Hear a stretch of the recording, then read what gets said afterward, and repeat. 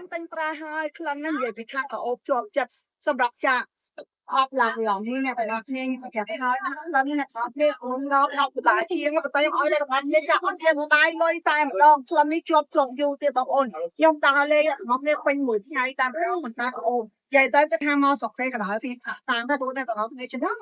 ដើរទៀតថាបាញ់គ្រប់កន្លែងតែម្ដងនេះនៅចិត្តគេក៏បាញ់ទៅណាទៅណីក៏បាញ់អ្នកទាំងអស់គ្នាណាប្រាគ្រប់កម្មវិធីផ្សេងៗរបស់ខ្លឹមនេះអ្នកទាំងអស់គ្នាគឺក្លិនប្រេងតែម្ដងបងប្អូនចាមកទូខ្លួនសុទ្ធតែប្រេងហើយចាហើយបើនិយាយពីតែអត់វិញចាក្លិននេះខ្ញុំប្រាប់ថាប្រឡងហេតុក្លិនហើយឈងតែម្ដងក្លិននេះបើធៀបទៅចាគឺ channel sport ក្លិននេះគឺ channel បូកូបងប្អូនអាចយកជាងដតបានខ្ញុំហ៊ាននិយាយថា98 99%ហើយចឹងបងប្អូនទាំងអស់គ្នាណាដែលចង់បាន